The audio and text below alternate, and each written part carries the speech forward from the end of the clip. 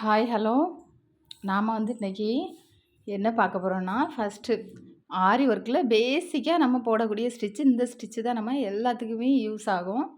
இந்த ஸ்டிச்சு தெரிஞ்சால் மட்டும்தான் ஆரி ஒர்க்கு தெரியுதுன்னு அர்த்தம். அதனால் நம்ம இந்த ஸ்டிச்சை நம்ம பார்ப்போம். செயின் ஸ்டிச்சு தமிழில் நம்ம சங்கிலி தையல் அப்படின்னு சொல்லுவாங்க. இப்போ நம்ம இந்த சங்கிலி தையல் எப்படி போட போகிறோங்கிறத பார்ப்போம். ஃபஸ்ட்டு நீங்கள் ஒரு குவாடு போட்டுக்கோங்க. ஒரு ஸ்கேல் எடுத்து குவாடு போட்டு 2 குவாடு போட்டு அதை ஜாயின் பண்ணி எடுத்துக்கோங்க. வேணா நம்ம ஒரு லைனில் போட்டுட்டு அப்படியே ரிவர்ஸில் வந்தால் தான் நமக்கு அந்த கை பழக்கம் நல்லா வரும். அதனால் 2 குவாடு போட்டு எடுத்துக்கோங்க. 2 த்ரெட்டு நூல் எடுத்துக்கோங்க. நம்ம சில்க் த்ரெட்டில் இப்போது படிக்க போகிறோம். நம்ம சரி த்ரெட்டில் படித்தா ரொம்ப ஈஸியாக வந்துடும். இருந்தாலும் அப்புறமா த்ரெட் ஒர்க் பண்ணும்போது உங்களுக்கு கஷ்டமாக இருக்கும். அதனால் ஃபஸ்ட்டே த்ரெட் ஒர்க்கில் நம்ம படிக்க போகிறோம். இப்போ த்ரெட் ஒர்க் சிங்கிள் நூல் எடுக்காதீங்க. ஃபஸ்ட்டே 2 நூல் சேர்த்தே எடுத்துருங்க. வேணால் நம்ம த்ரெட் ஒர்க்குக்கே டபுள் நூல் தான் யூஸ் பண்ணுவோம். அதை நம்ம ஃபஸ்ட்டு பழகும் போதே 2 நூல் எடுத்துக்கோங்க. எடுத்து நம்ம நாட் போட்டு நம்ம அடியில் ஒரு கையில் சுற்றி பிடிச்சிட்டு நம்ம ஊசியை இது அயன் நீடில் நான் எடுத்திருக்கேன். நீங்களும் அதே எடுத்துக்கிட்டால் கொள்ளலாம். வேணால் நம்ம நிறைய பேர் துளி பிராண்ட் எடுக்கிறாங்க. அது ஒரு பக்கம் சப்பிட்டு இருக்கும்போது நம்ம அந்த ஒர்க்கு ஸ்பீடு வர கொஞ்சம் திணறும். அதனால் நம்ம இந்த அயன் நீடில் வாங்கி கை சிலவங்களுக்கு விசர்க்கும் ஒரு மாதிரி இருக்கும். அதனால் நூல் சுற்றி நான் வச்சுருக்கேன். அதே மாதிரி நீங்களும் உங்கள் தேவைக்கேற்ப நூல் சுத்தன்னா வச்சுக்கோங்க. இல்லைனா ஃப்ரீயாக விட்டாலும் ஒன்றும் இல்லை. அப்புறமா நம்ம இப்போ சங்கிலி தையல் பார்ப்போம். மெதுவாக அழகாக போட்டு எடுங்க. இப்போ திரும்ப ஒருக்கா பார்க்கலாம்.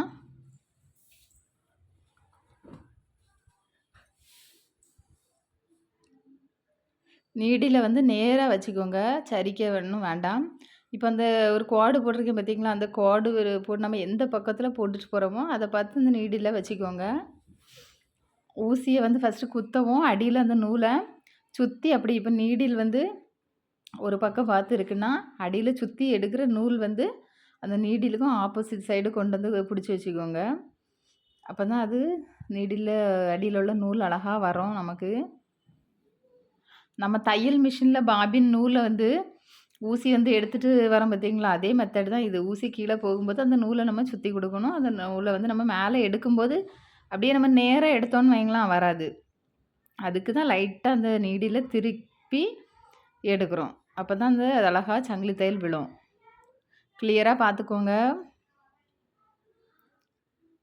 நம்ம குத்தி அடியில் நம்ம சுற்றி கொடுத்துட்டு அப்படியே நம்ம எடுக்கும்போது அந்த நீடில் திருப்பி லைட்டாக எடுக்கணும்.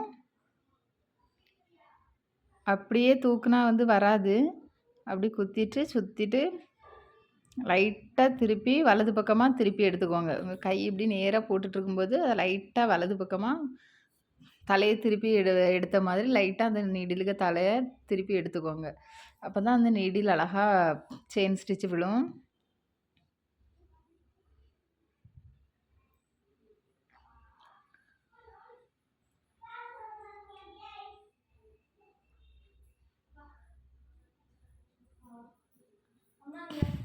இப்போ அந்த கார்னர் வரும்போது நீங்கள் குட்டியாக சின்னதாக சங்கிலி தையல் போட்டுக்கோங்க. ரொம்ப பெருசாக போட்டிங்கன்னா அப்படியே டேன் பண்ணி வரும்போது சின்ன குட்டி தையல் போடுங்க அந்த கார்னரில். ரொம்ப பெருசாக போட்டால் அந்த கார்னர் உங்களுக்கு கிடைக்காது. சின்னதாக போட்டு திருப்பி எடுத்தால் தான் அந்த கோட் லைனில் அந்த கார்னர் சூப்பராக வரும். ரிவர்ஸில் வரும்போது நீங்கள் அந்த ஃப்ரேமையோ இல்லைனா கொஞ்சம் தள்ளி இருக்கவோ அந்த மாதிரி பண்ணக்கூடாது. நம்ம இருக்கிற மெத்தடில் அப்படியே இருந்து தான் நம்ம கை தான் திரும்பி வரணுமே தவிர நீடில் ஃபஸ்ட்டு அந்த சைடு பார்த்து போச்சு தான். இப்போது இந்த ரிட்டன் வரும்போது இந்த பக்கம் பார்த்து இருக்கும். அப்படியே குத்திட்டு நம்ம சுற்றி கொடுக்கும்போது நீடிலுக்கு ஆப்போசிட் சைடு நூலை சுற்றி பிடிச்சி வச்சுக்கணும். அப்போ அந்த நீடில் அழகாக அந்த நூலை எடுத்துகிட்டு வரோம் மேலே.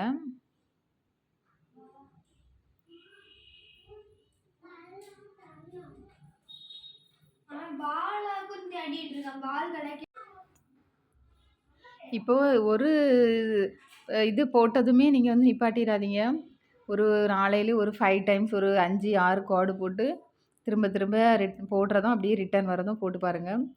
இப்போ நீங்கள் ஒரு 10, 15 வாட்டி நீங்கள் போடும்போது அது கண்டிப்பாக உங்களுக்கு அந்த மெத்தட் வந்து உங்களுக்கு மைண்டில் தெரிஞ்சிரும். ஓ இப்படி தான் அப்படிங்கிறது. ஒரு நாளையிலே வந்து அழகா சங்கிலி தையல் போட பழகிரலாம். ஆனா நம்ம வந்து போடுறத வந்து விடக்கூடாது. ஒரு வாட்டி போட்டுட்டு விட்டா உங்களுக்கு வராது. பார்த்தீங்களா? நீட்டா அழகா இருக்குது. போட்டு எடுத்துக்கோங்க. அப்புறமா நாட் போடுறது வந்து நம்ம அடுத்த கிளாஸ்ல பார்ப்போம். 2வது என்னன்னா, நீங்க போடும்போது ஃபர்ஸ்ட்டு கோடுல போட்டு பார்ப்பீங்க. அப்புறமா ஷேப்ல வந்து போடணும். அப்பதான் அது ரொம்ப கை திருத்தமா நமக்கு வரும். ஃபர்ஸ்ட் இந்த ஒரு ஸ்கொயர் ஷேப்பு, அப்புறமா ட்ரையாங்கிள், அப்புறம் இந்த மாதிரி. ஃபர்ஸ்ட்டு இது கட்டது வந்து வலது பக்கமா, அப்புறம் இடது பக்கமா, அப்புறம் ரவுண்டுல வந்து ரவுண்ட் ரவுண்டா போட்டு பாருங்க. அப்புறம் ஒரு வளை, ஒரு வேவ் ஷேப்பு இவ்வளோத்துலயும் நீங்க போட்டு பார்த்தீங்கன்னா மட்டும் தான் அந்த சங்கிலி தையல்